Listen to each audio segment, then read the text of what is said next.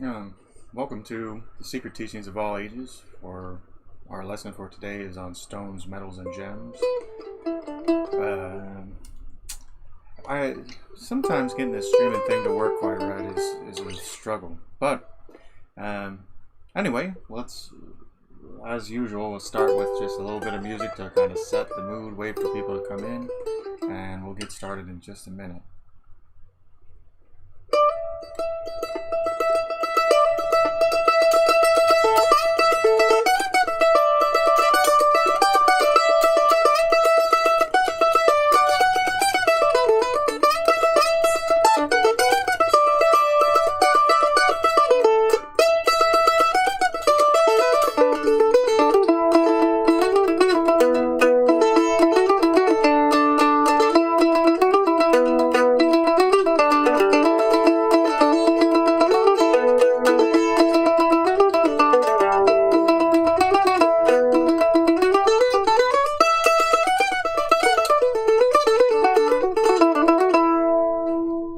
Alright, well, that's a song.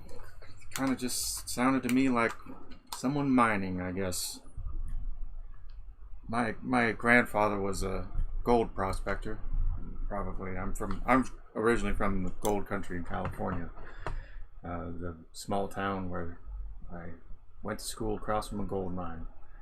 So I think about that kind of thing a lot, I guess. It's part of my personal history. Anyway, let's switch on over here. And hopefully this should be coming up okay. I'm going to real quick bring it up on my phone to make sure that for some reason it flickers sometimes when I'm alt tabbed out of it, but not all the time. As long as it's not flickering, okay, looks good. Alright, today our topic is on stones, metals, and gems and their various esoteric uses. This is continuing our last few chapters where we covered the symbolism of various animals, and then we covered the symbolism of various things in the plant world. And now we will continue on with the mineral world. Each of the four primary elements, as taught by the early philosophers, has its analog in the quaternary terrestrial constitution of man. The rocks and earth correspond to the bones and flesh, the water to the various fluids, the air to the gases, and the fire to the bodily heat. Since the bones are the framework that sustains the corporeal structure, they may be regarded as a fitting emblem of the spirit, that divine foundation which supports the composite fabric of mind, soul, and body.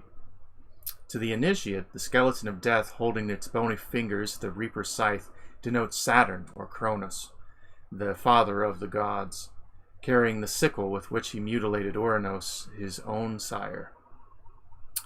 A couple things to note here. The idea that the bodily constitution is made up of the four elements is one that's also found in the Tibetan mysteries. And is very common. Part of the common practice of meditation is to learn to identify the elements in the body. The water, air, and fire elements are seen to combine to create the earth element, which is a combination of fluid, gas, and heat. That's what makes it solid. The air can also be considered to be the mental element and not necessarily a gaseous element, depending on how we want to view the modern sciences. When we're talking about the scythe of Saturn, an interesting side note is that the scythe is often connected to the images of a comet, and one of the gentlemen who's been on, who's done some work with Graham Hancock, Randall Carlson, I believe his name is, has done some work on the symbology of the scythe in masonry as symbolic of a comet or a ancient cometary impact, which as part of the Younger Dryas impact hypothesis that both Carlson and Hancock espouse, is that a cometary impact on the North American ice cap would have both caused massive sea level rises in a very short period because of flash melting of the ice cap, and also have knocked so much water into the atmosphere that it very well could have rained for 40 days. So it is considered to be part of the ancient flood mythology. In the language of the mysteries, the spirits of men are the powdered bones of Saturn. The latter deity was always worshipped under the symbol of the base or footing, inasmuch as he was considered to be the substructure upholding creation. The myth of Saturn has its historical basis in the fragmentary records preserved by the early Greeks and Phoenicians concerning a king by that name who ruled over the ancient continent of Hyperborea. Polaris, Hyperborea, and Atlantis, because they lie buried beneath the continents and oceans of the modern world, have frequently been symbolized as rocks, supporting upon their broad surfaces new lands, races, and empires. According to the Scandinavian mysteries, the stones and cliffs were formed from the bones of Ymir, the primordial giant of the seething clay, while to the Hellenic mystics the rocks were the bones of the great mother Gaia. And in the Sumerian, all of these things were formed from the body of the great serpent Tiamat, who was slain by Marduk. So I suppose that's perhaps a later Babylonian interpolation or interpretation of the Sumerian mythos. One thing that I've often noted is as we go back to Uranos, mentioned above, Uranus or Uranos being the father of Kronos, who is himself the father of Zeus or Jupiter. Uranus, the father of Saturn, the father of Jupiter, is associated, and the name Uranos is associated with the Sumerian Anu, which means the sky god, and the part of the word Ur is a word that means home or origin, and actually our word origin comes from the word Ur, the Sumerian Ur, and the Ur Anu is then the original sky god, the god before Saturn or Jupiter.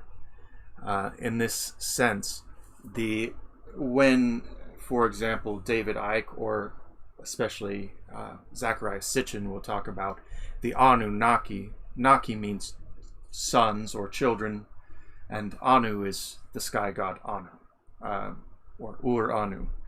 The Anunnaki are thus the children of the sky god. When we speak on the sky god, that sky god actually became the Semitic El, or El, through the later Akkadian and Ugaritic Il Anu. Il Anu meaning the Anu. Il being the proper pronoun, as in Allah, which is the God. Al Elah means the El, and El itself means the, from the Ugaritic and Akkadian, the Anu, Il Anu, or Il Ani, and thus we can trace the origins of the Semitic El back to the Sumerian Anu, and thus we can also link it with the god Anu or Uranos of the Greeks. Saturn and Jupiter have variously been interpreted as father and son, as in the Greeks, where Zeus slays Kronos by cutting open his belly so that the devoured siblings of Zeus, can be freed. Sometimes in the Sumerian myths, Saturn and Jupiter are viewed more as brothers, and there's a lot of interesting ways that symbolism can be interpreted.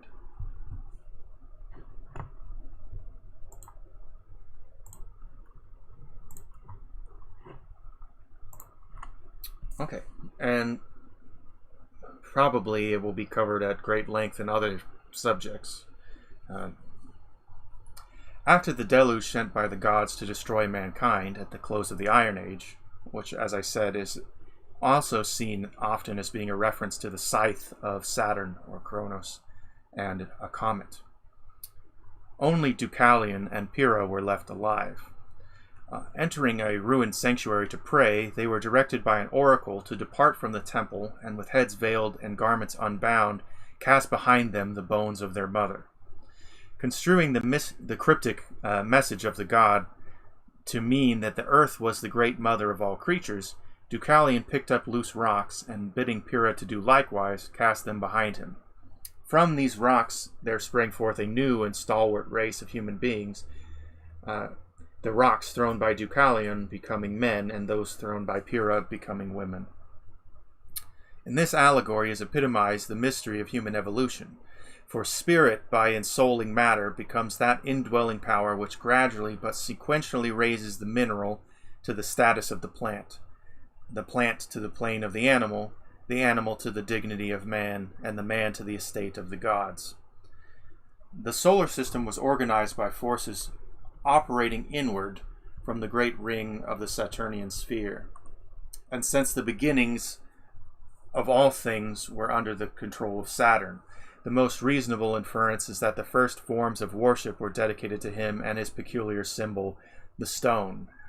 Thus, the intrinsic nature of Saturn is synonymous with that spiritual rock which is the enduring foundation of the solar temple, and has its antitypic or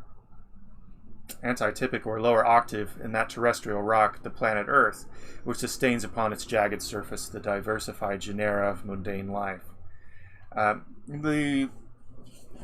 In the modern occult, there's not an excessive amount of occult information in the past that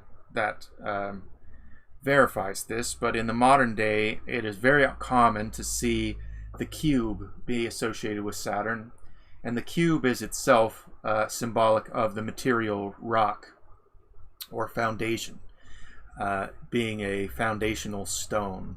The four corners of the cube or of the square that forms the cube are the four corners of the world, the four directions of the compass, and the four elements which make up the material.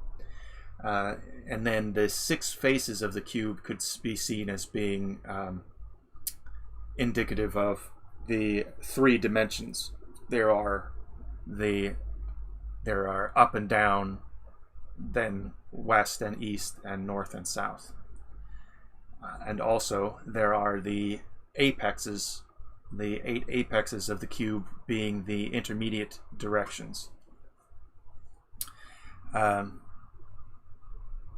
The cube, as being part of the foundational rock, is one of those images which is found in many religions, and is, for example, some point to the cube of the Kaaba in Islam, the building in Mecca being the shape of a cube. Supposedly it was a building built by Abraham, perhaps an inn at the crossroads of Mecca. And though its significance is often expanded in occultism even further, and especially in Islamic occultism, because at the corner of the Kaaba is a meteorite stone, and some occultists, following the idea of panspermia, have suggested that the meteorite was that stone which carried life to the earth, carried the first life to the earth, and thus it is put into the corner of the Kaaba, Kaaba being the stone upon which all the earth is based. And it is called among the Islamic mystics, the heart of the world. The heart being the spiritual seat. So the people often visualize the circumambulating crowds in white circling the square of the Kaaba as being reminiscent of the rings of Saturn.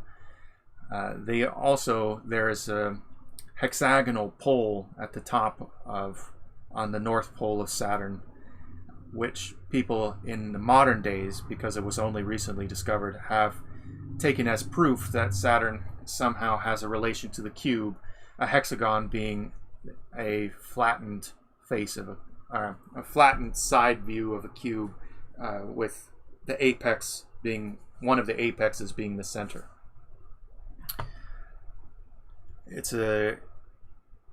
We could go on and on about Saturn symbolism, and there's probably much more than I could come up with off the top of my head here to say, because it's one of the modern cornerstones of many people's occult beliefs about the secret societies that are formed in the world and attempt to run the world.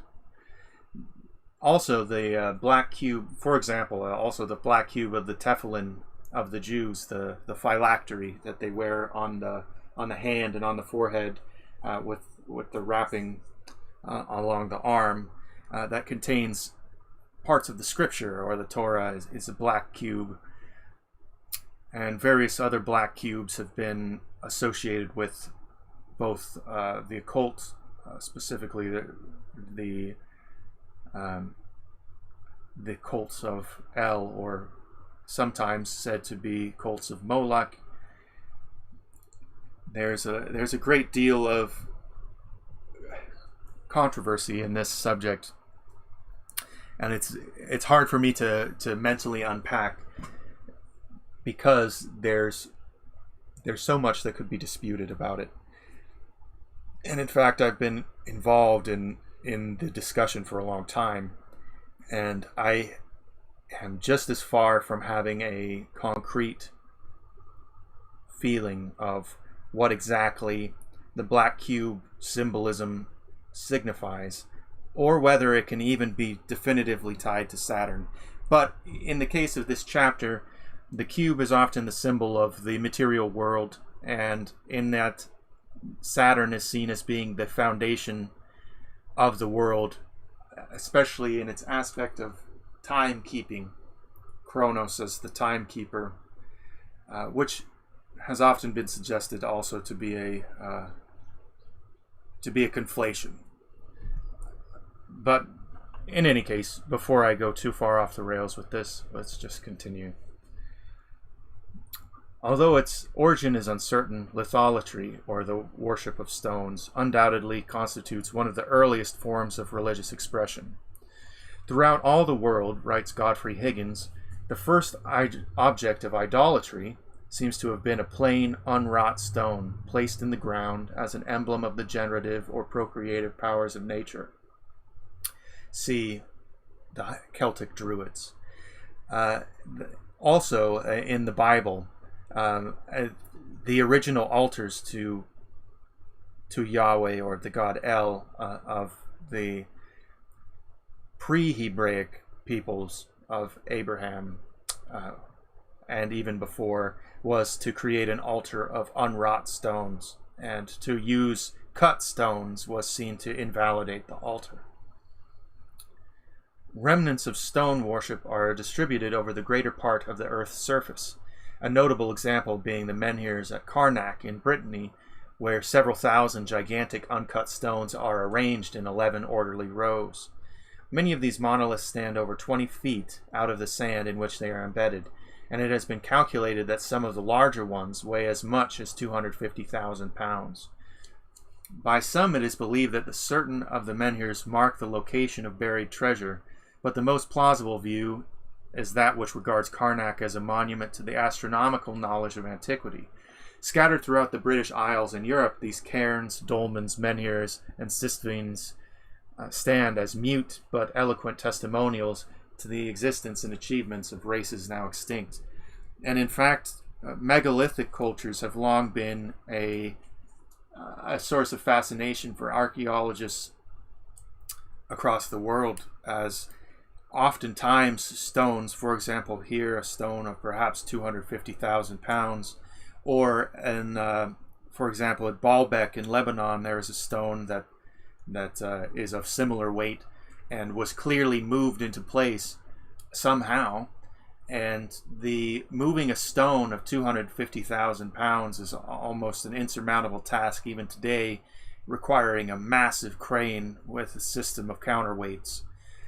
These weights are not easy to deal with modern technology, let alone with the technology of thousands or even 10,000 or more years ago.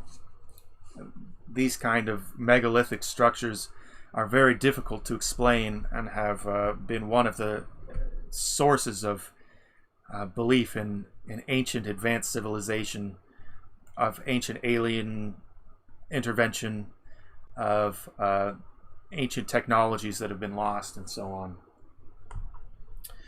Of particular interest are the rocking or Logan stones, which evince the mechanical skill of these early peoples.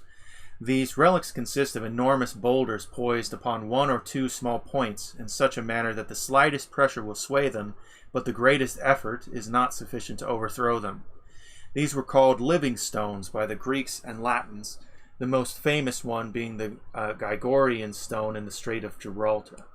Though so perfectly balanced that it could be moved with the stalk of a daffodil, this rock could not be upset by the combined weight of many men.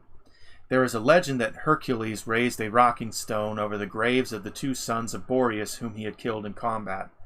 This stone was so delicately poised that it swayed back and forth with the wind, with no application of force that could overturn it.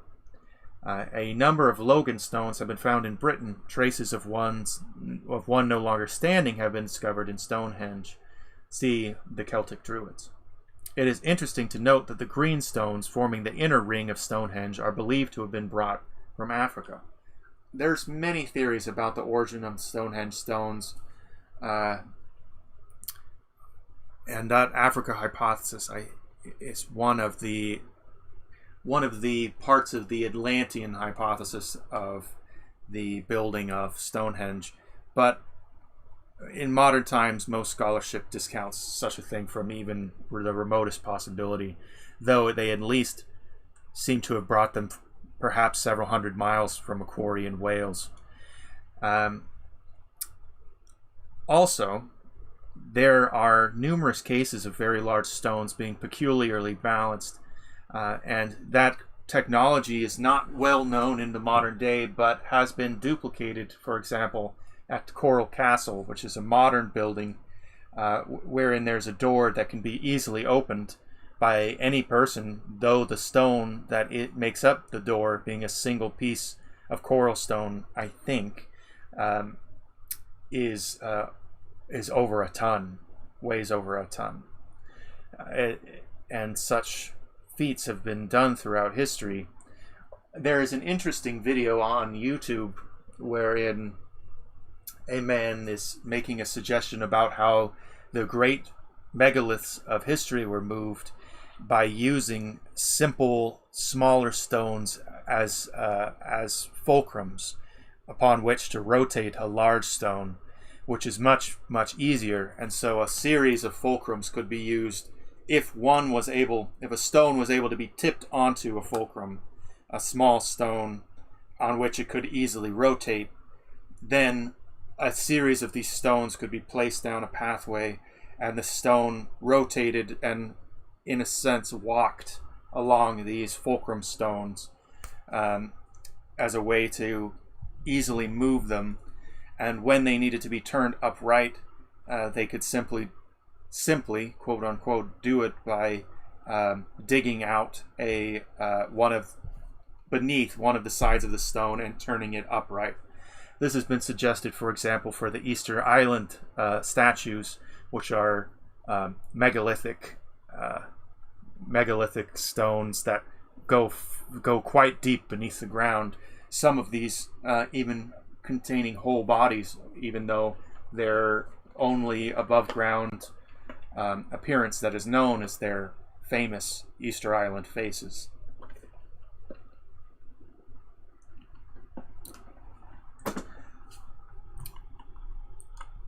In many cases, the monoliths are without carving or inscription, for they undoubtedly antedate both the use of tools and the art of writing. Or even if they did have writing, it could have weathered off, especially if they are of the provenance that is sometimes suggested on the order of 12,000 or more years. The megaliths in Egypt, or just some of the structures there, for example, the Sphinx, that show evidence of a great deal of water weathering, showing that a great deal of climatic change has taken over in the time since it has existed. Water weathering could easily wipe the inscriptions from stones over a period of many thousands of years. In some instances, the stones have been trued into columns or obelisks, as in the runic monuments and the Hindu lingams and Shakti stones. In other instances, they are fashioned into rough likenesses of the human body, as in the Easter Island statues, or into the elaborately sculpted figures of the Central American Indians and the Khmers of Cambodia. The first rough stone images can hardly be considered as effigies of any particular deity, but rather as the crude effort of primitive man to portray in the enduring qualities of stone the procreative attributes of abstract divinity. An instinctive recognition of the stability of deity has persisted through all the intervening ages between primitive man and modern civilization. Ample proof of the survival of litholatry in the Christian faith is furnished by allusions to the rock of refuge, the rock upon which the Church of Christ was to be founded, that being the namesake of Petros, or Peter, Petros meaning stone, and the cornerstone which the builders rejected, Jacob's stony pillow, which he set up and anointed with oil, the sling stone of David, the rock Moriah, upon which the altar of King Solomon's temple was erected, the white stone of Revelation, and the rock of ages. Stones were highly venerated by prehistoric peoples primarily because of their usefulness. Jagged bits of stone were probably man's first weapons and tools, as we can see by the tool use of various primates, particularly chimpanzees. They often use either sticks or adequately shaped stones for whatever their usage is.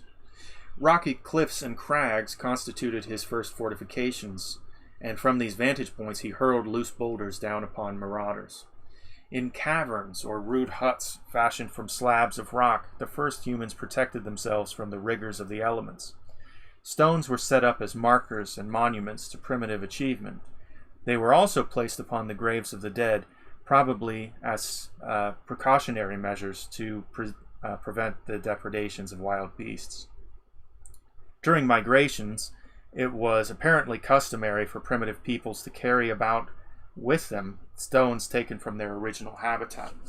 As the homeland or birthplace of a race was considered sacred, these stones were emblematic of that universal regard shared by all nations for the place of their geniture.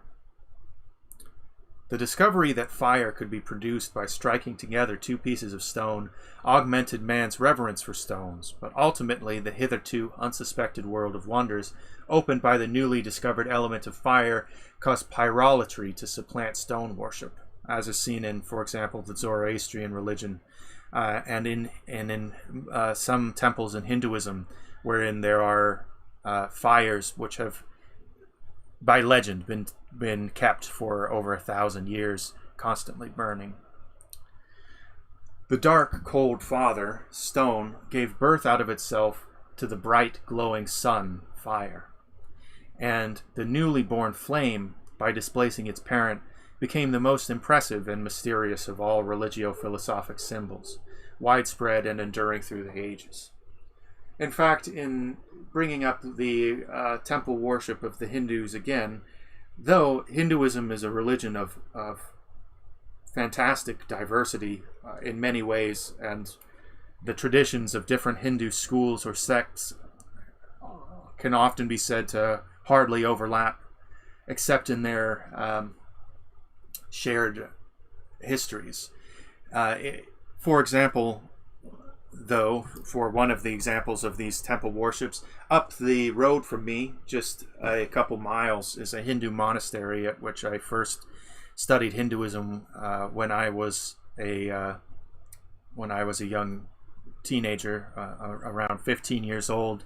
I went to the monastery for the first time to study from the monks and learn about their Shaivite sect. They primarily worship Shiva, and often the primary image of Shiva is not a statue, though the dancing Shiva statues are found there in that particular temple, or one of the two temples that are there on the monastery grounds. The the more temporary of the two contains the dancing. I believe there's 92 dancing forms of Shiva, but the greater of the two temples, Iraivan Temple, has which is made completely of hand-wrought stone, employing an entire village of traditional stonemasons from India in order for it to continue its construction, and which I believe is not even yet complete, though its ground was laid, I believe, in the 1970s, if I'm not mistaken, or at least its site was first identified in the 1970s by Guru Deva, the guru of that particular monastery. In any case, in that temple, they utilize a giant crystal, quartz crystal, about 4.5 feet tall, or perhaps 1.3 meters or something like that, and weighing, I believe, in the region of about 700 pounds, about 300 kilograms, 350 kilograms. It is a massive quartz crystal that is used in place of a Shiva lingam. The lingam being, as we mentioned in one of the last videos, the lingam is representative of the penis and is the creative force. The yoni as representative of the vagina, and as the basin around which the lingam is placed, representing the god and goddess energies in union, and upon which water or milk is often poured as part of one of the Hindu rituals. But the stone is seen as being the generative force, or the foundational force of reality, whereas the fire is the actual life force energy, of being the energy of heat and the energy of the sun, the sunlight, which gives life to all the earth. That flame is kept also in those temples. They often have a stone at the altar, and they maintain a fire at the base of the altar. Though that temple, the temple up the road from me, where the giant quartz is kept, does not yet have a flame imparted to it, I believe, because it is not completed. But there is a fire that is being kept, and they keep it, I think, in 3-hour shifts throughout the day and night within the other more temporary temple on those monastery grounds, if I'm not mistaken. And they will eventually transfer that fire into the more permanent temple, which is intended to last many thousands of years by its traditional stone construction.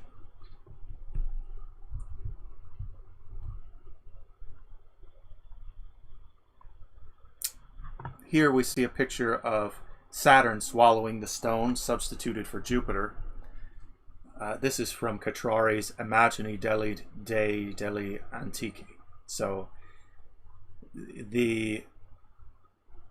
either the images of God of antiquity, or the imagining of God of antiquity. I'm not sure. Italian is not my strong suit, but this says, Saturn, having been warned by his parents that one of his own children would dethrone him, devoured each child at birth.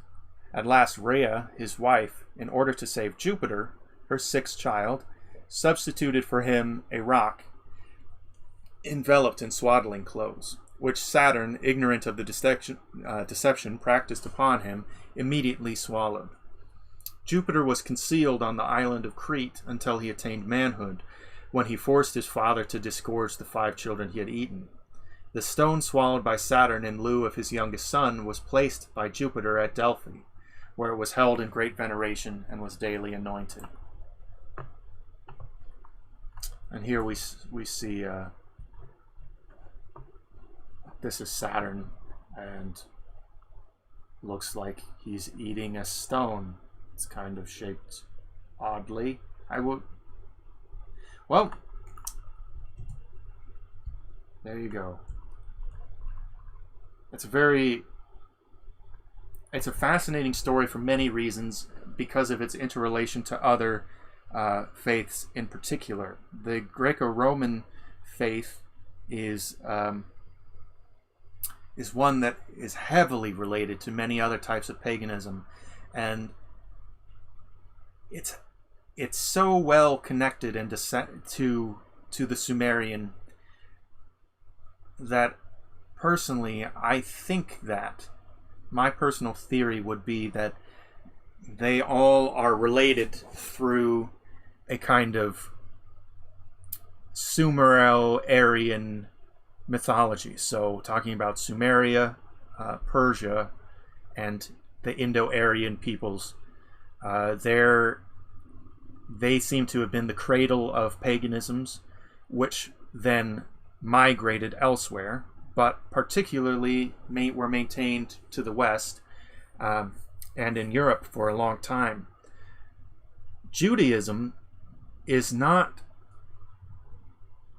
though today is often viewed as being monotheistic, is in many ways, in ancient terms, more properly called henotheistic, in which they believed that El was the king of the gods, or the highest of all gods.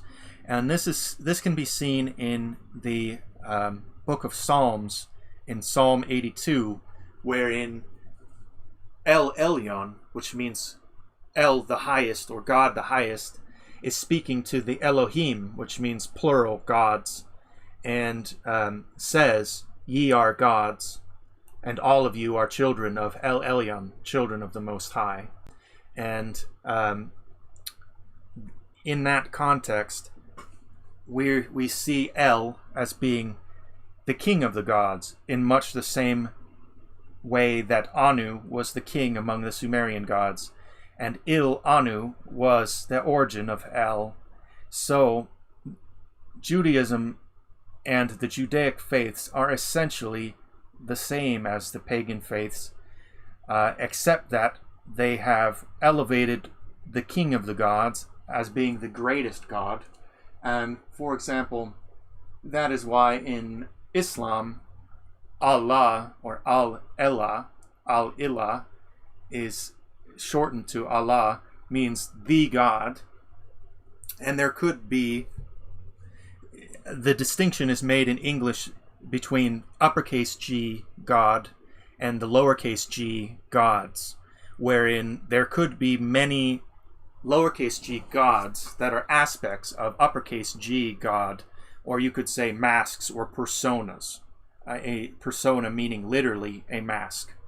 This is basically the kind of polytheism that is found in Hinduism, wherein the trinity of Shiva, Brahma, and Vishnu is actually one God, and all of the God images, lowercase g gods, the 10,000 of them, the myriad, the infinity of gods that descend from them, are only parts of the one great G God. And in that sense, you could say, this is very similar to in Islam, for example, how angels are seen. Angels in in Kabbalah and in the Judeo-Christian or just the Abrahamic faith group, traditionally speaking, the cult angels or messengers of God, the uppercase G, God, they take on many of the aspects of the lowercase g gods that are found in polytheistic religions. And especially with regard to Kabbalah and with regard to things like the Middle Ages texts, the Greater and Lesser Keys of Solomon, dealing with the summoning of demons. The demon here being the traditional Greek use of demon, meaning a spirit, not a devil, a diabolos. Diabolos means a devil, which is an evil spirit, or as the Greeks would say, a kakao demon, meaning an evil demon. But there are also agatho demons, which are noble demons. They would be what we would call today angels. So in the process of looking at this, we can also see that in modern day Roman Catholicism, many of the saints have adopted the qualities and personifications of various pagan religions that are local to various places. And the local paganisms, particularly of Central and East Central Europe, in the Baltic states, in Scandinavia somewhat, and in lots of the Slavic world, the local saints have grown out of local deity veneration of local or ancestral gods. They've been translated into a saintly mythological form. And this is something that I'm constantly talking about in this series, which is that the Christianity is not anti-pagan. It is the evolution of paganism in Europe.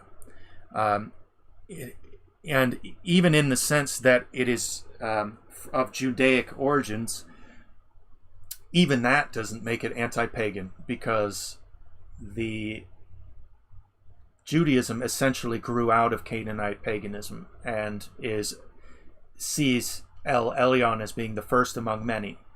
The first among many, however, and the ultimate, one could say the ultimate, is one way of looking at how the universe can structure itself, because no matter how large a set you can find, there must somewhere be the greatest of all greats. There must be a God of all gods. There must be a highest of all things. There must be a pinnacle. If we keep looking at set after set in theory, we must eventually reach a set that contains all possible sets. And this, though other lowercase g gods or angels or demons or spirits, personas, animals, plants, rocks, minerals could be smaller and smaller sets, Allah or God. For example, in the Islamic idea of Allah, they have Tawheed, meaning oneness, that God's primary principle is oneness, that all things are part of that set, which is Allah, meaning Allah is the set that contains all sets, and is even transcendent of all sets, because as soon as you create that set is recursively a member of itself. And that's a complicated topological mathematics that we're getting into here, but it's a fascinating topic to me, and one that perhaps I'll discuss more in depth in a video of its own. Continuing, the body of everything was likened to a rock, trued either into a cube, as we've discussed, or more ornately chiseled to form a pedestal, while the spirit of everything was likened to the elaborately carved figure surmounting it. which is one of the instructions in Kabbalah in the Sefer Yetzirah is to put everything on its base, or to put everything on its pedestal, which means to put the spirit of all things into its proper location. And the cube is the foundation upon, or the pedestal upon which everything must be placed. Accordingly, altars were erected as a symbol of the lower world, and fires were kept burning upon them to represent that spiritual essence illuminating the body it surmounted. The square is actually one surface of a cube, its corresponding figure in plane geometry, and its proper philosophic symbol. Consequently, when considering the earth as an element and not as a body, the Greeks, Brahmins, and Egyptians always referred to its four corners, although they were fully aware that the planet itself was a sphere. And that's actually very true.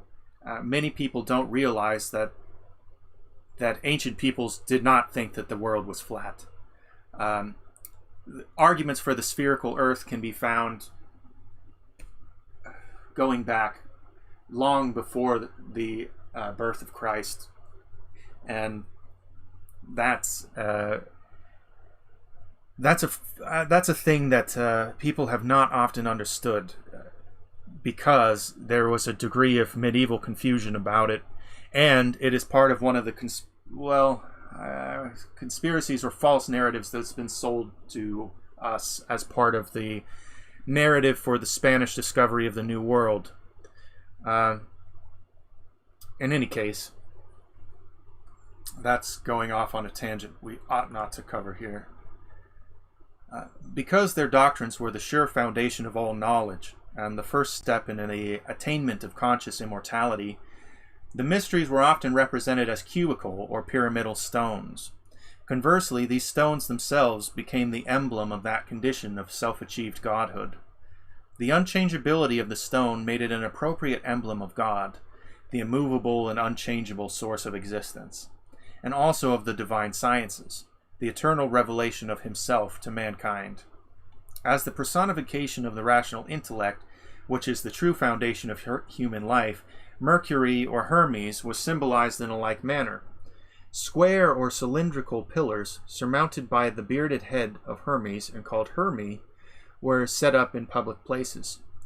Terminus, a form of Jupiter and god of boundaries and highways, from whose name is derived the modern word terminal, was also symbolized by an upright stone, sometimes ornamented with the head of a god, or head of the god, which was placed at the borders of provinces and at the intersections of important roads. There are also heads like this found on Mount Nebo, which is in, today I believe it's in eastern Turkey, or perhaps it's in Armenia, but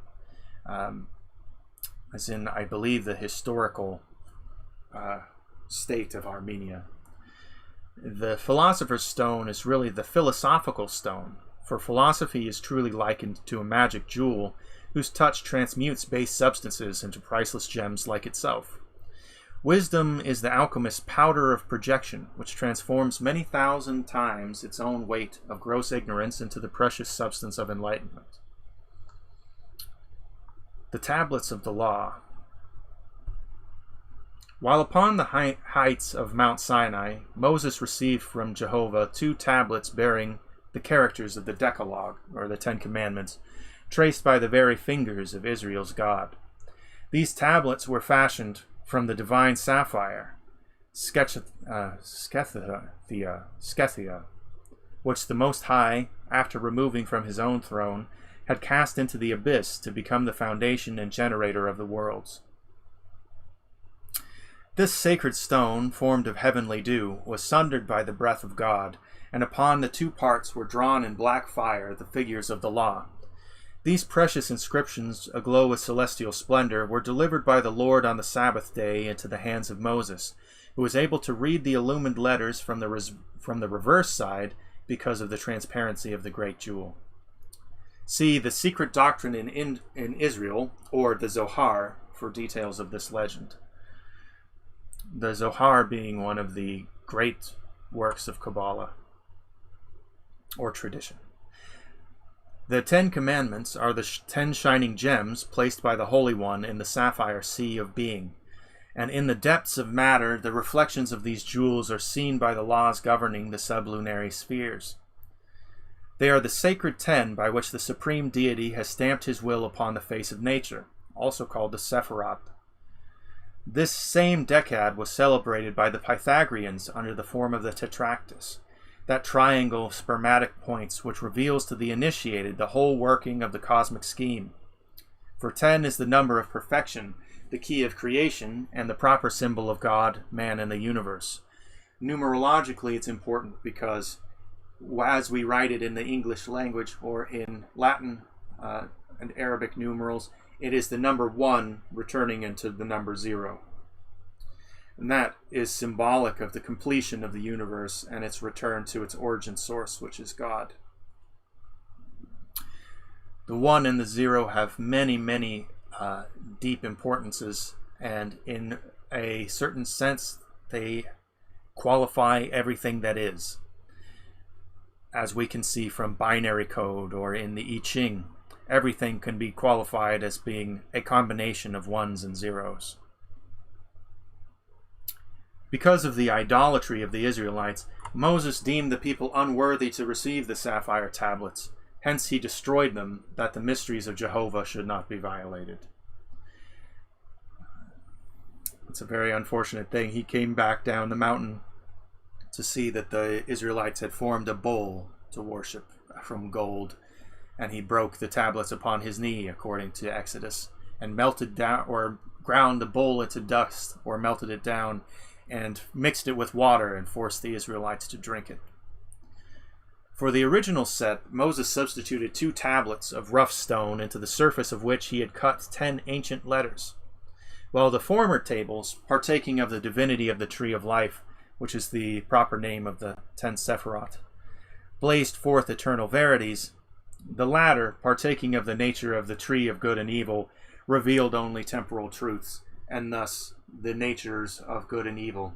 That's part of the nature of the temporal 10 Commandments, is that they teach us about good and evil, instead of teaching us the 10 things that were lost when Moses broke the tablets upon his knee, which are encoded in the 10 Sephiroth of the Tree of Life, and kept according to Kabbalah, which is translated, Kabbalah means tradition.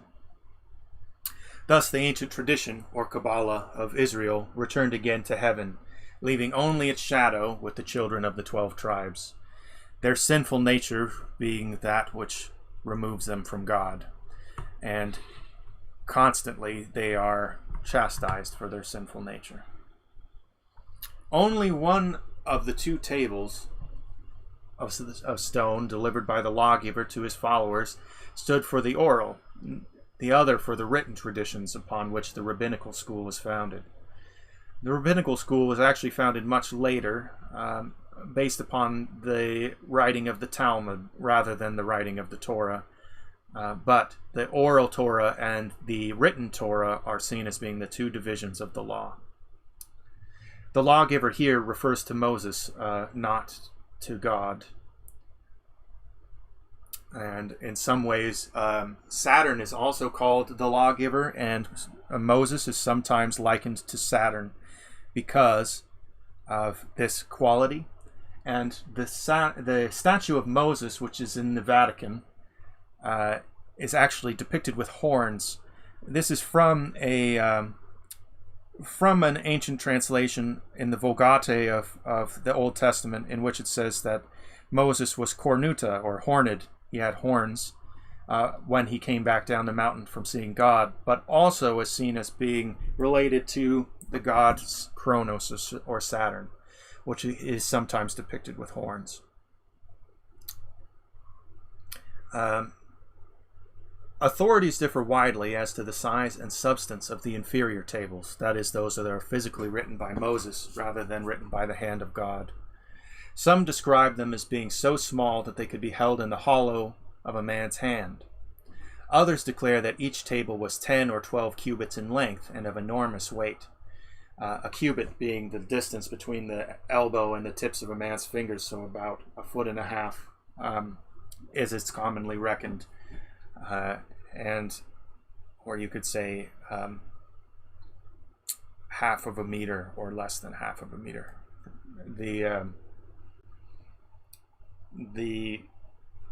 That means that we're talking about something that's at least 10 feet in length. Though it was supposedly kept within the Ark of the Covenant and thus couldn't have probably been so large. A few even deny that the tablets were of stone, maintaining that they were of a wood called cedar, which according to the Mohammedans, or Muslims as they prefer to be called, grows profusely in paradise. The two tables signify respectively the superior and the inferior worlds, the paternal and the maternal formative principles. And in this way they parallel the two staves of I Ching, which are the broken and the unbroken, or the receptive and the giving, and the yang and the yin, the paternal and maternal forces. In their undivided state, they represent the cosmic androgyne, that is, mankind before being divided. Genesis states that God created man in his image, or God created man in God's image, male and female, God created them. And that means that God's image contains both the male and the female. And Adam had the female separated from him, so before that, the female was existent somehow within the body of Adam. Thus, that is the nature of the cosmic androgyne. Adam being created in the form of the cosmic man, the terrestrial Adam being formed in the form of Adam Kadmon, the cosmic man was formed containing both the masculine and the feminine in one body. The breaking of the table signifies obscurely the separation of the superior and inferior spheres, and also the division of the sexes, as in the removal of the rib of Adam. Actually, in the word rib in Hebrew means more properly the side of Adam. The side of Adam was removed. In the religious processionals of the Greeks and Egyptians, an ark or ship was carried, which contained stone tablets, cones, and vessels of various shapes, emblematic of the procreative processes. The ark of the Israelites, which was patterned after the sacred chests of the Isaic mysteries, the mysteries of Isis, contained 3 holy objects, each having an important phallic interpretation: the pot of manna, the rod that budded, and the tablets of the law.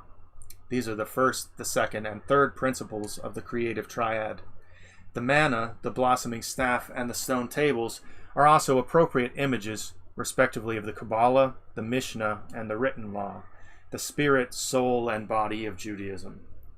When placed in King Solomon's everlasting house, the Ark of the Covenant contained only the tablets of the law. Does this indicate that even at the early date the secret tradition had been lost and the letter of the revelation alone remained? As representing the power that fabricated the lower or demiurgic sphere, Moses is actually often related to the demiurge in many medieval forms of imagery. As representing the power that fabricated the lower or demiurgic sphere, the tablets of stone were sacred to Jehovah in contradistinction to the tablets of sapphire that signified the potency that established the higher or celestial sphere. Without doubt, the Mosaic tablets have their prototype in the stone pillars or obelisks placed on the either side of the entrance to pagan temples, and these are the stones Yakin and Boaz of masonry. These columns may pertain to that remote time when men worshipped the Creator through his zodiacal sign of Gemini, the symbol of which is still the phallic pillars of the celestial twins. The 10 Commandments, writes Hargrave Jennings, are inscribed in 2 groups of 5 each in columnar form. The 5 to the right, looking from the altar, mean the law, and the 5 to the left mean the prophets. The right stone is masculine, the left stone is feminine. They correspond to the 2 disjoined pillars of stone, or towers, in the front of every cathedral and of every temple in the heathen times. See the Rosicrucians, their rites and mysteries. The same author states that the law is masculine because it was delivered direct from the deity, while the prophets or gospels were feminine because they were born through the nature of man, and also because they were receptive of God's power. The right tablet of the law further signifies Yakin, the white pillar of light. The left tablet, Boaz, the shadowy pillar of darkness. These were made by, I believe, Tubal-Cain in the book of Genesis. These were the names of the two pillars cast from brass set up on the porch of King Solomon's temple, though they were themselves named after those of Tubal-Cain who carved them from stones, and they were supposedly lost in the Great Flood, or at least sent beneath. But upon them Tubal-Cain wrote the secrets of the Masonic arts. The Yakin and Boaz of King Solomon's temple were 18 cubits in height and beautifully ornamented with wreaths of chainwork, nets, and pomegranates. On the top of each pillar was a large bowl, now erroneously called a ball or globe, one of the bowls probably containing fire and the other water. The celestial globe, originally the bowl of fire, surmounted the right-hand column, Yakin, symbolizing the divine man. The terrestrial globe, the bowl of water, surmounting the left-hand column, Boaz, signified the earthly man. And in fact, these two are also fire and water. These are the Sephirot of Hakma and Bina, or wisdom and understanding. The terrestrial globe, the bowl of water, surmounting the left-hand column, Boaz, signified the earthly man. These two pillars respectively connote also the active and the passive expressions of the divine energy, the sun and the moon, sulfur and salt, good and bad, and light and darkness. Between them is the door leading to the house of God, and standing thus at the gates of the sanctuary, they are a reminder that Jehovah is both an androgynous and an anthropomorphic deity.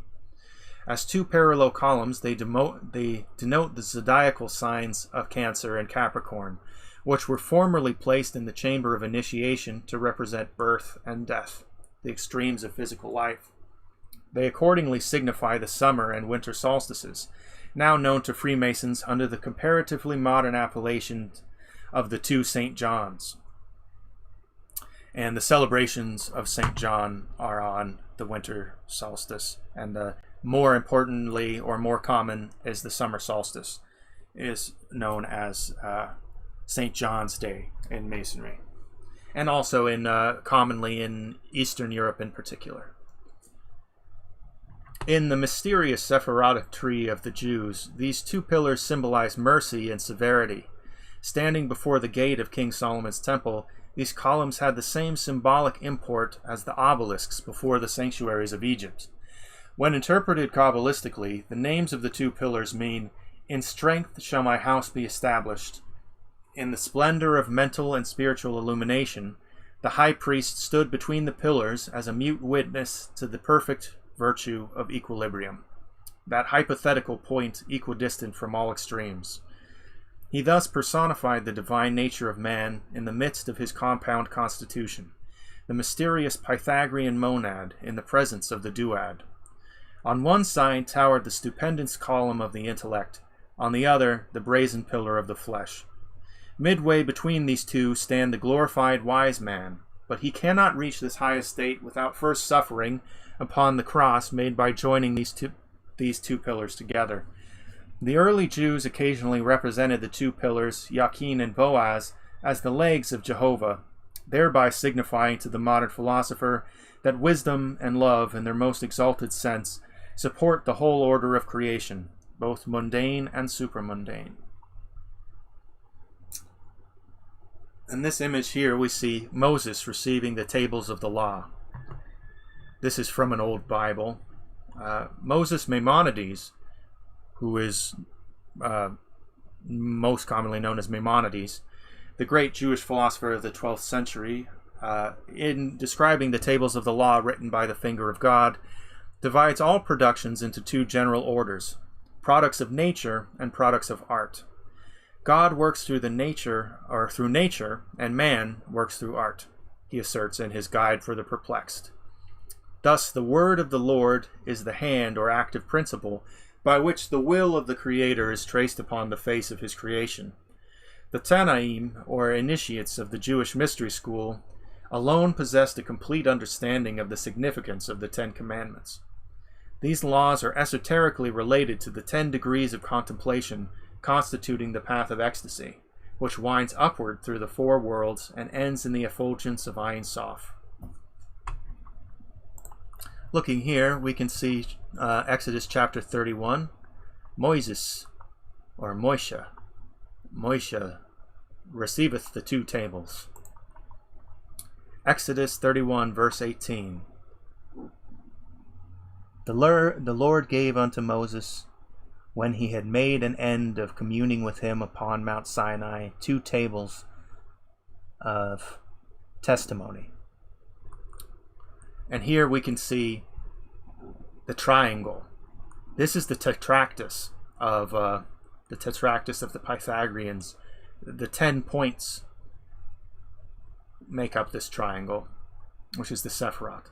These are the angelic hands of the messengers of God. God always gives through messengers, and in Kabbalah is often listed in terms of the messenger through which he gives. For example, sometimes you might see a name like Yahweh Mikael, Yahweh Michael, or El Michael, meaning God through the angel Michael, or God we'll see through Gabriel, or through Raphael, or through Azaroth, or Azrael, or any of the many Raziel, any of the many angels. The God who is the highest God speaks generally through messengers, and there are various traditions upon which people discuss who it was precisely who Moses met upon Mount Sinai or Mount Horeb, depending on whether we're talking about, I believe it's Exodus or Numbers. The Torah says 2 different things about which mountain it was that Moses was on. He was on both Mount Sinai and Mount Horeb, but the 2 of them have certain gematria meanings. For example, the gematria meaning of Sinai, its value is the same as that of the word ladder, as in the Jacob's ladder. And thus Jacob saw the messengers of God climb up and down the ladder.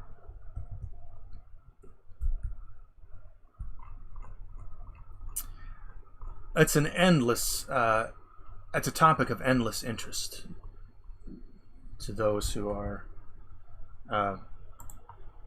interested in Kabbalah, or Christianity for that matter. The Holy Grail. Like the sapphire scythia, the lapis exilis, or crown jewel of the archangel Lucifer, fell from heaven. Michael, archangel of the sun and the hidden God of Israel, or one that communicates to Israel, at the head of the angelic hosts, swooped down upon Lucifer and his legions of rebellious spirits.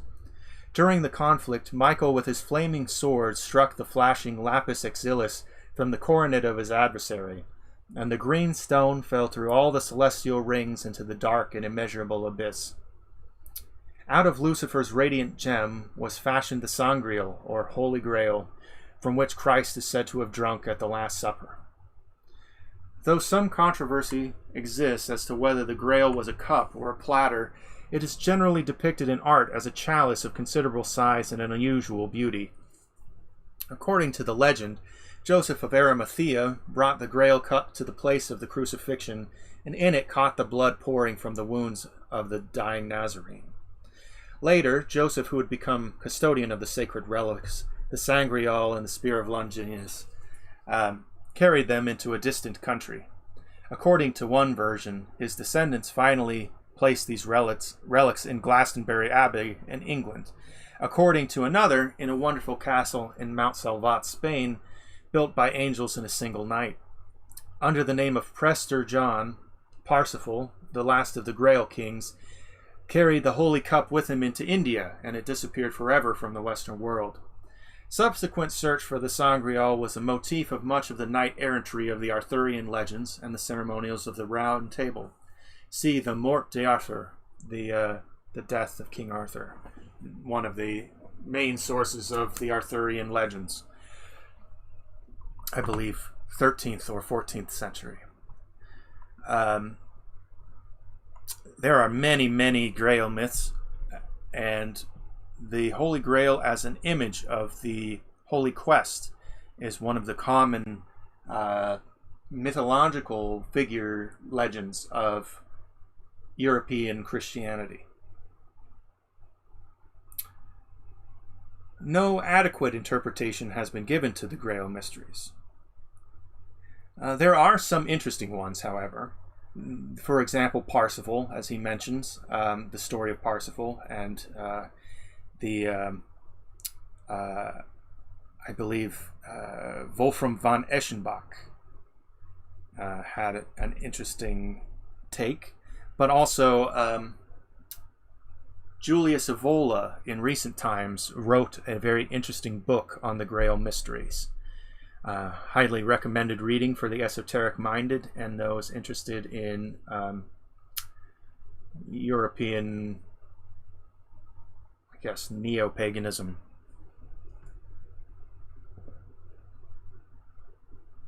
He also wrote interesting books. He wrote an introduction to magic with a group of people in the Ur Society, and also he wrote an interesting book on yoga, on Buddhism, on the metaphysics of war, on the revolt against the modern world, and so on.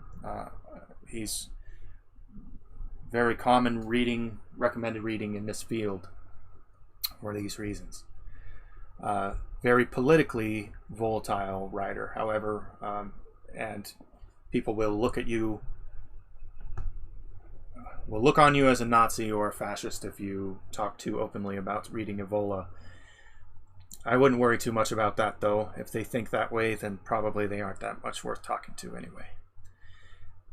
In any case, Manly P. Hall asserts that no adequate interpretation has ever been given to the Grail mysteries. Some believe the Knights of the Holy Grail to have been a powerful organization of Christian mystics perpetuating the ancient wisdom under the rituals and sacraments of the oracular cup. The quest for the Holy Grail is the eternal search for truth, and Albert G. Mackey sees in it a variation of the Masonic legend of the lost word, so long sought by the brethren of the craft. There is also evidence to support the claim that the story of the Grail is an elaboration of an early pagan nature myth, which has been preserved by reason of the subtle manner in which it was engulfed upon the cult of engrafted upon the cult of Christianity. From this particular viewpoint, the Holy Grail is undoubtedly a type of the ark or vessel in which the life of the world is preserved, and therefore is significant of the body of the Great Mother, nature. Its green color relates it to Venus and to the mystery of generation. Also to the Islamic faith, whose sacred color is green, and whose Sabbath is Friday, the day of Venus. The Knights Templar also were heavily involved with Grail mysteries, and may have recovered the Holy Grail, according to some other legends, from beneath the Temple Mount. They certainly recovered a version of the Torah, which they concealed as the tarot, so that people would only think that they were gambling whenever they were discussing the sacred mysteries. They also, that's an apocryphal story, but it's one of my favorite stories about tarot and the Torah. As for the Holy Grail, some say that they took the Holy Grail to southern France, where it was secreted away among the Cathars in Rennes-le-Château. That particular legend has seen modern resurgence in the work of Dan Brown in the Da Vinci Code, where he speaks about the bloodline of Christ representing the Holy Grail. The Holy Grail is a symbol both of the lower or irrational world and of the bodily nature of man, because both are receptacles for the living essences of the superior worlds. Such is the mystery of the redeeming blood, which, descending into the condition of death, overcomes the last enemy by ensouling all substance with its own immortality. To the Christian, whose mystic faith especially emphasizes the love element, the Holy Grail typifies the heart in which continually swirls the living water of eternal life. Moreover, to the Christian, the search for the Holy Grail is the search for the real self, which, when found, is the consummation of the magnum opus, which is also a statement that Carl Jung has repeated, but which is found in Rosicrucian texts, is that the Holy Grail is to be found at the conjunctio oppositorum, which means the conjunction of opposites. And thus it represents the formulation of the Philosopher's Stone, that which will grant immortality, which is the this Grail as the true self, or the discovery of the true self, or the alchemical transformation of the lead of the mundane self into the gold of the spiritual self. The Holy Cup can be discovered only by those who have raised themselves above the limitations of sensuous existence. In his mystic poem, The Vision of Sir Launfal, James Russell Lowell discloses the true nature of the Holy Grail by showing that it is visible only to a certain state of spiritual consciousness. Only upon returning from the vain pursuit of haughty ambition did the aged and broken knight see the transformed leper's cup, the glowing chalice of his lifelong dream. Some writers trace a similarity between the Grail legend and the stories of the martyred sun god, whose blood, descending from heaven into the earth, was caught in the cup of matter and liberated therefrom by the initiatory rites, similar also to the rites of Bacchus, in which the Holy Grail holds the blood of the god, that is, wine. The Holy Grail may also be the seed pod so frequently employed in the ancient mysteries as an emblem of germination and resurrection.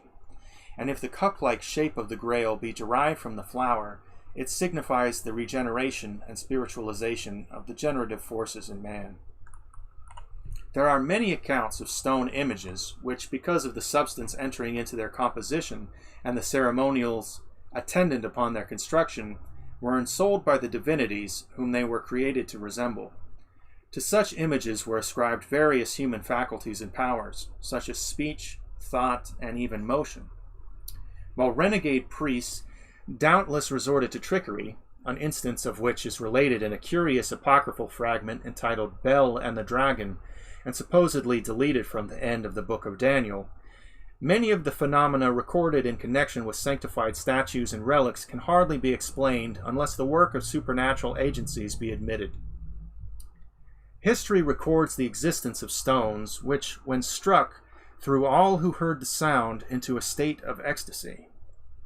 There were also echoing images which whispered for hours after the room itself had become silent, and musical stones productive of the sweet harmonies. In recognition of the sanctity which the Greeks and Latins ascribed to stones, they placed their hands upon certain consecrated pillars when taking an oath. In ancient times, stones played a part in determining the fate of accused persons, for it was customary for juries to reach their verdicts by dropping pebbles into a bag. Or so they would drop a pebble of a certain shape. This is actually done by masons as well. So it's the term to be blackballed. Actually, in masonry, they generally use cubes rather than balls, but they would put, in order to admit a new mason into a lodge. I had to go through this process myself. I was voted into a lodge in this process, but I did not accept. I did not end up accepting at that time, and I'm not a mason. But in the process of it, they have white spheres and a black cube, and they each one of the masons in the lodge has one. and a bag is passed around, and they place one of them inside the bag, or they could do it as in a box. The reason why they're different shape is so that they can easily feel and find a cube, because in order to be admitted into a Masonic lodge, you have to be unanimously admitted, and any black cube is called a blackballing, or being blackballed. And to be blackballed from something means to be excluded from a society, and in that case, being blackballed as a Mason could exclude you from work in certain things. Particularly blackballing has been a noted practice of Hollywood in particular. Not necessarily Masonic, but the term is somewhat of Masonic origin.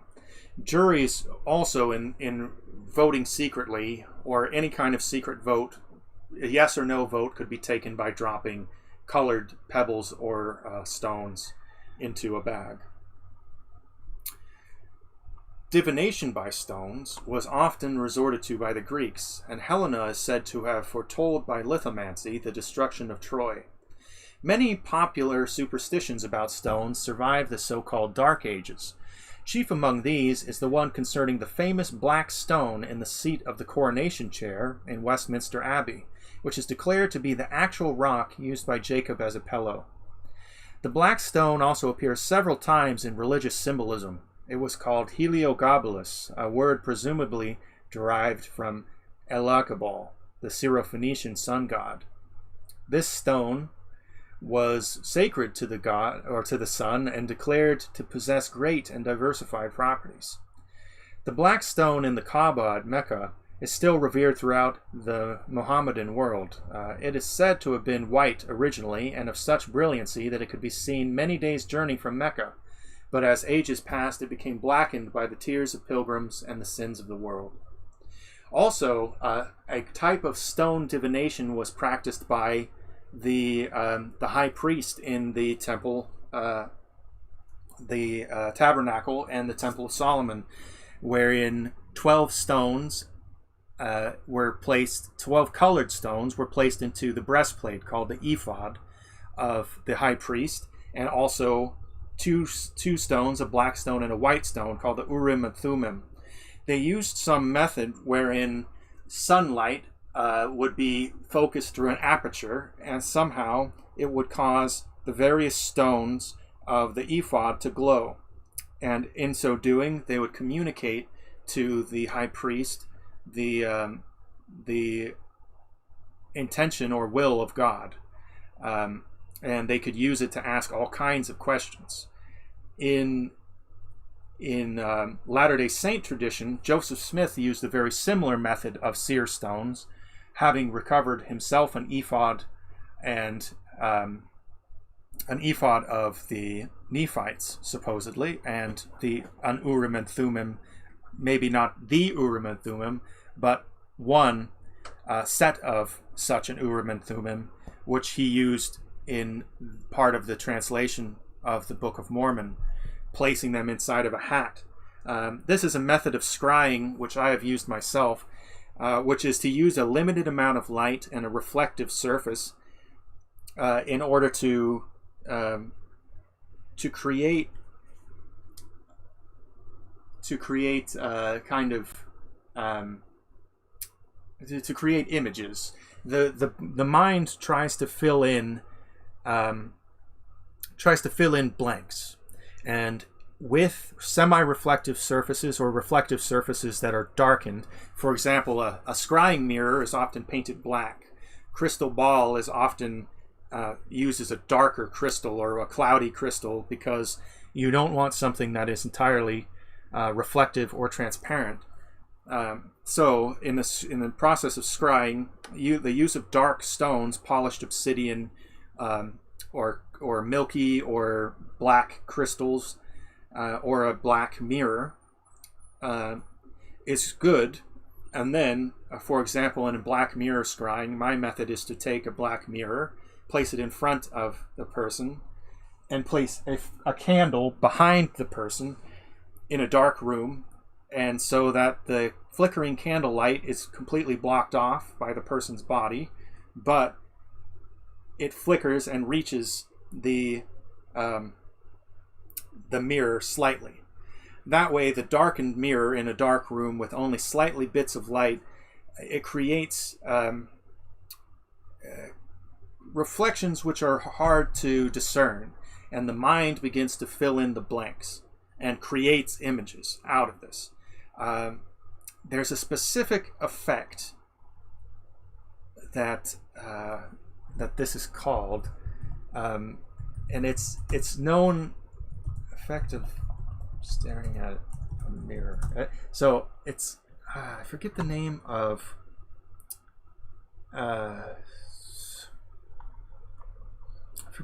it right now. It's so if you stare at a mirror,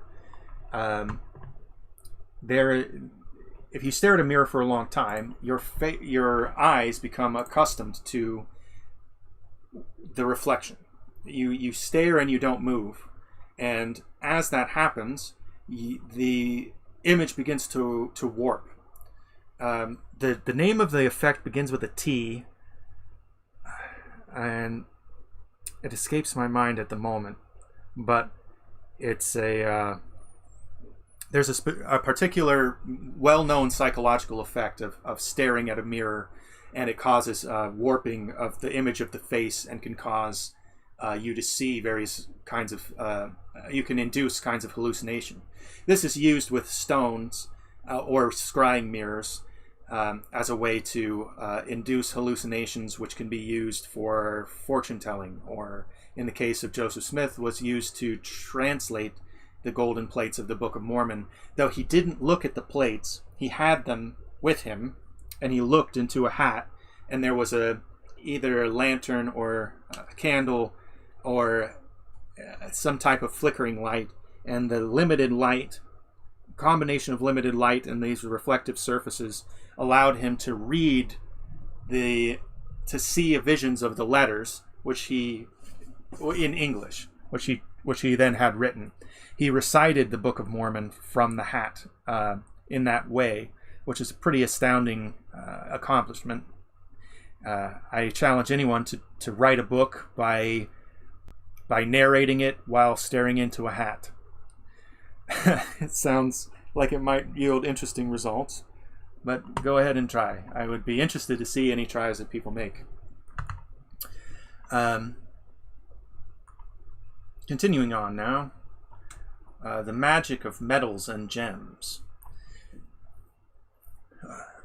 Let me check the chat real quick and just see if we're pretty light today. I think Sunday may be a difficult. People are busy, and I may have done this a little late in the day to catch our European viewers, and a little early, maybe for our Americans. In any case, the magic of metals and gems. According to the teachings of the mysteries, the rays of the celestial bodies, striking the crystalline influences of the lower world, become the various elements. Partaking of the astral virtues of their source, these elements neutralize certain unbalanced forms of celestial activity, and when properly combined, contribute much to the well-being of man. Little is known today concerning these magical properties, but the modern world may yet find it profitable to consider the findings of the early philosophers, who determined these relationships by extensive experimentation. Out of such research arose the practice of identifying the metals with the bones of the various deities. For example, the Egyptians, according to Manetho, considered iron to be the bone of Mars and the lodestone the bone of Horus. By analogy, lead would be the physical skeleton of Saturn, copper of Venus, quicksilver of Mercury, gold of the Sun, silver of the Moon, and antimony of the Earth. It is possible that uranium will prove to be the metal of Uranus and radium to be the metal of Neptune. Notably, this was written before the invention of the nuclear explosive, though obviously radioactivity was known at this time. We've clearly shown that uranium is in some ways a godly element in its destructive capacity. Here's examples of Hermes, the stones of Hermes, from Christie's disquisitions upon the painted Greek vases. The primitive custom of worshipping the gods in the form of heaps of stones gave place to the practice of erecting phallic pillars or cones in their honor. These columns differed widely in size and appearance. Some were of gigantic proportions and were richly ornamented with inscriptions or likenesses of the gods and heroes. Others, like the votive offerings of the Babylonians, were but a few inches high, without ornament, and merely bore a brief statement of the purpose for which they had been prepared, or a hymn to the god of the temple in which they were placed. These small baked clay cones were identical in their symbolic meanings with the large Hermes set up on the roadside and in other public places. Later, the upper end of the column was surmounted by a human head. Often two projections or tenons corresponding to the shoulders were placed, one on either side, to support the wreaths of flowers adorning the columns. Offerings, usually of food, were placed near the Hermes. Occasionally, these columns were used to uphold roofs and were numbered among the art objects ornamenting the villas of wealthy Romans. And here we can see these various kinds of statuary. This is an interesting image here. I'm not sure if it's what it's depicting. It seems to be of a sort of devilish man, or someone with a tail, maybe with a whip.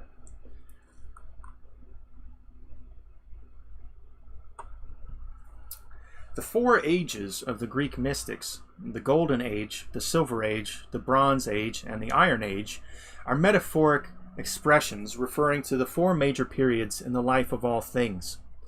In the divisions of the day, they signify dawn, midday, sunset, and midnight. In the duration of gods, men, and universes, they denote the periods of birth, growth, maturity, and decay. The Greek ages also bear a close correspondence to the four yugas of the Hindu: the Krita Yuga, Treta Yuga, Dvapara Yuga, and Kali Yuga. Their method of calculation is described by Ulamuddin as follows. In each of the 12 signs, there are 1,800 minutes. Multiply this by 12, and you have 21,600. 1,800 times 12 equals 21,600. Multiply this 21,600 by 80, and it will give you 1,728,000, which is the duration of the first age, called Krita Yuga. If the same number be multiplied by 60, it will give 1.296 million, the years of the second age, the Treta Yuga. The same number multiplied by 40 gives 864,000, the length of the third age, the Dvapara Yuga. And the same multiplied by 20 gives 432,000, the fourth age, the Kali Yuga. It will be noted that these multipliers decrease in inverse ratio to the Pythagorean tetractys, 1, 2, 3, 4. So the 20 is 1/4 of 80 at the beginning, and they go in basically multiply fractions of 80 or multiplications of 20. H.P. Blavatsky declares that Orpheus taught his followers how to affect a whole audience by means of a lodestone, and that Pythagoras paid particular attention to the color and nature of precious stones. She adds, the Buddhists assert that the sapphire produces peace of mind, equanimity, and chases all evil thoughts by establishing a healthy circulation in man. So does an electric battery, with its well-directed fluid, say our electricians. The sapphire, say the Buddhists, will open barred doors in dwellings for the spirit of man. It produces a desire for prayer and brings with it more peace than any other gem. But he who would wear it must lead a pure and holy life. See Isis Unveiled by H.P. Blavatsky. Mythology abounds with accounts of magical rings and talismanic jewels. In the second book of his Republic, Plato describes a ring which, when the collet was turned inward, rendered its wearer invisible. With this, Gyges the shepherd secured for himself the throne of Lydia. Josephus also describes magical rings designed by Moses and King Solomon, and Aristotle mentions one which brought love and honor to its possessor.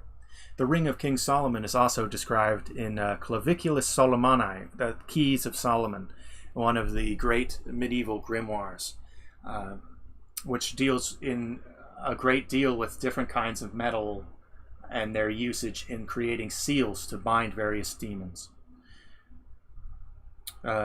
In his chapter dealing with the subject, Henry Cornelius Agrippa not only mentions the same rings, but states upon the authority of Philostratus Iarchus that Apollonius of Tyana extended his life to over 20 years with the aid of 7 magical rings presented to him by an East Indian prince. Each of these 7 rings was set with a gem partaking of the nature of one of the 7 ruling planets of the week, and by daily changing the rings, Apollonius protected himself against sickness and death by the intervention of the planetary influences. The philosopher also instructed his disciples in the virtues of these talismanic jewels, considering such information to be indispensable to the theurgist. Agrippa describes the preparation of magical rings as follows.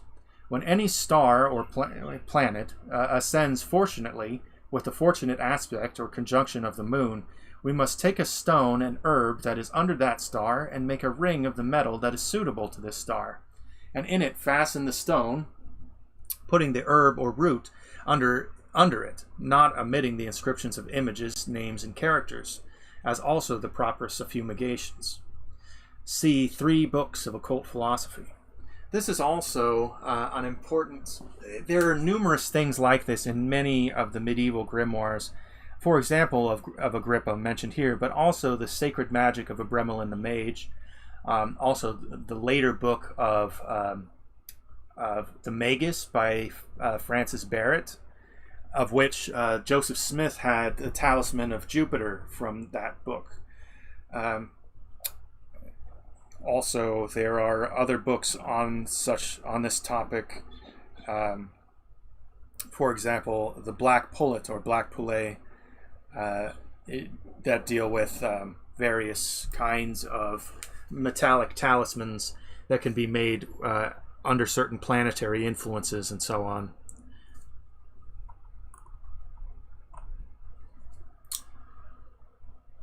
There's also a particular Arabic grimoire, but its name escapes me at the moment, that discusses the magic squares of the various planets and how to employ them for the creation of talismans. But I've only found that document in Arabic, and so I've been working on reading it myself. Luckily, because of studying the Quran, much of these Arabic grimoires are easier to read than ancient European or even Hebrew grimoires. In any case, the ring has long been regarded as the symbol of attainment, perfection, and immortality. The last because the circlet of precious metal had neither beginning nor end. In the mysteries, rings chased to resemble a serpent with its tail in its mouth were worn by the initiates as material evidence of the position reached by them in the order. Signet rings, engraved with certain secret emblems, were worn by the Hierophants, and it was not uncommon for a messenger to prove that he was the official representative of a prince or other dignitary by bringing with his message either an impression from his master's ring or the signet itself. The wedding ring originally was intended to imply that in the nature of the one who wore it, the state of equilibrium and completion had been attained, as in the hierogamos, the male and the female had been reunited.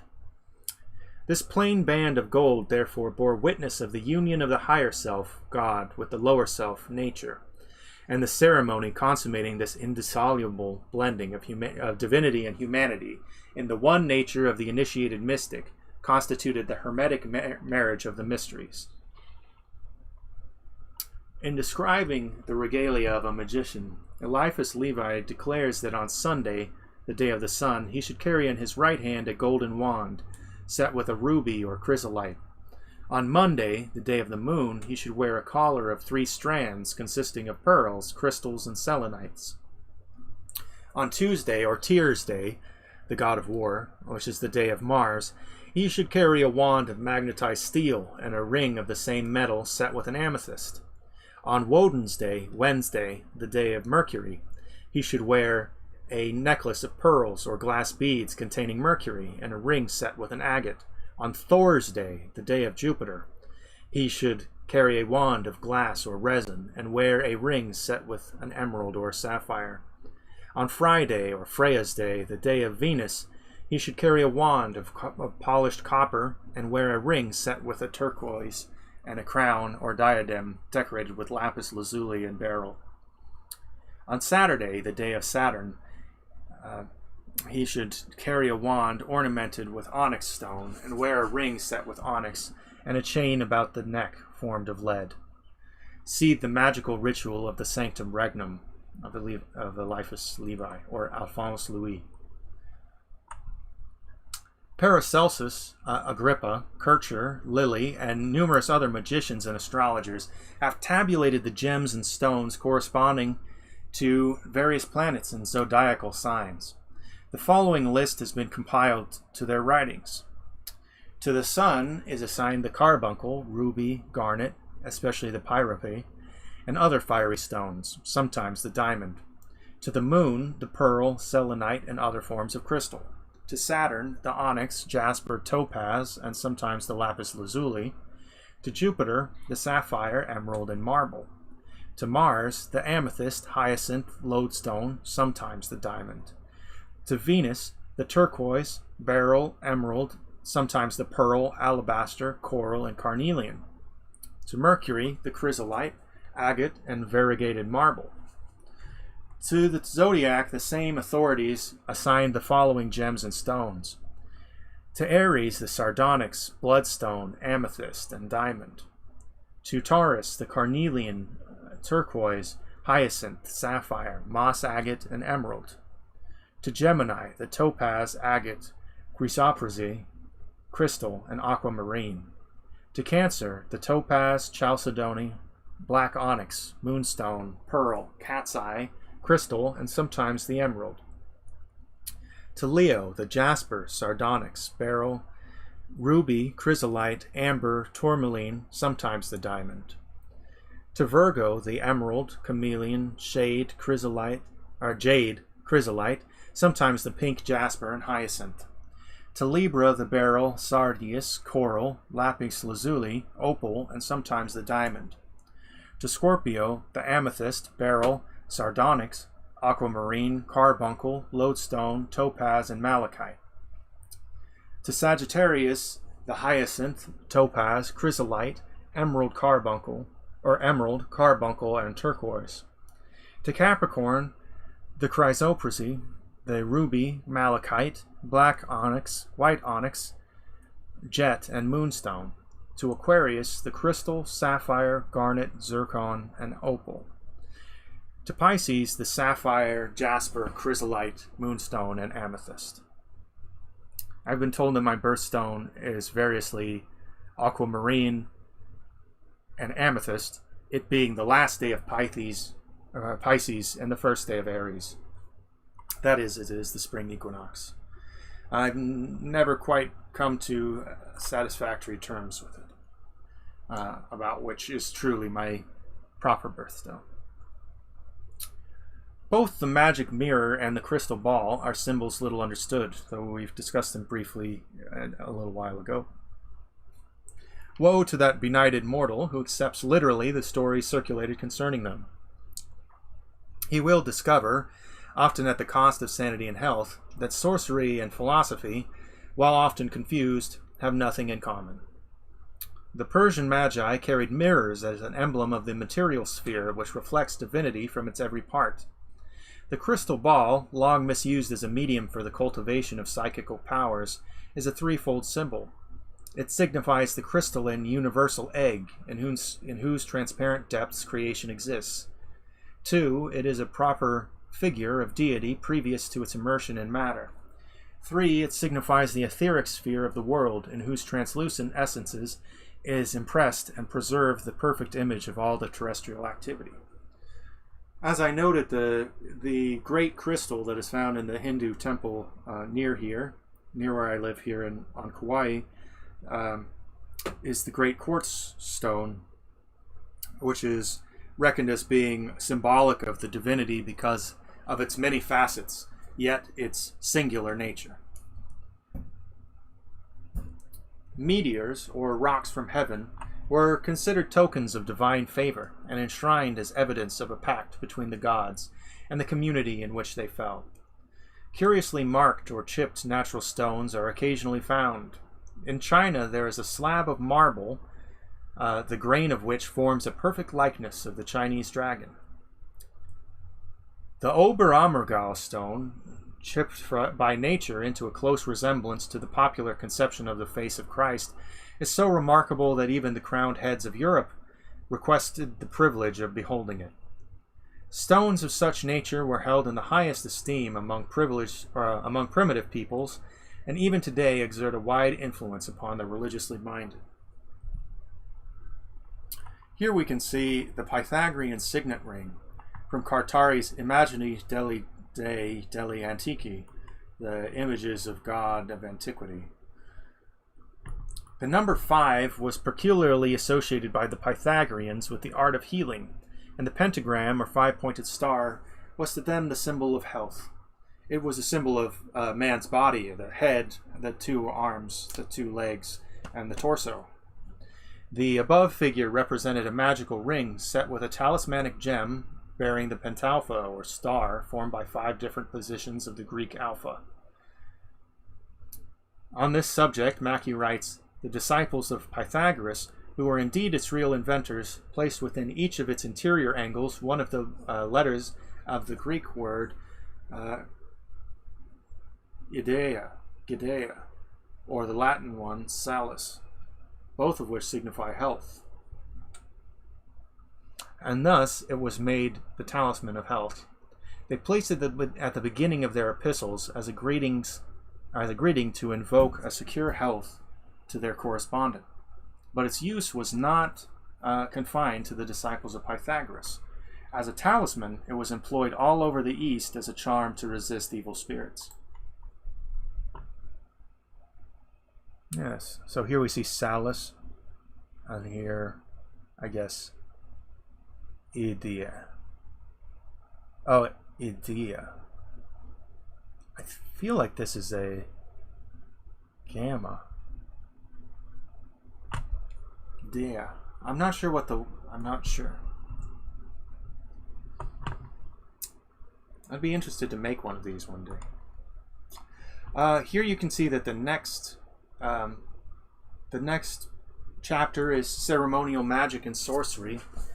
This chapter I've already made a lecture on, and it will be, and it's already up on my YouTube channel. So go ahead and take a look at that one after this one. The next one after this one will be the elements and their inhabitants, which will be coming out in the next few days. I intend to keep putting these out as regularly as possible. Partially, I don't think that anyone's probably keeping up that well because they're very long lectures, but I want to get through this book and then make a series of more accessible videos that are much shorter. So that concludes our lecture today, and I hope all of you are having a blessed day. And as usual, we'll end with a musical prayer, as we often do.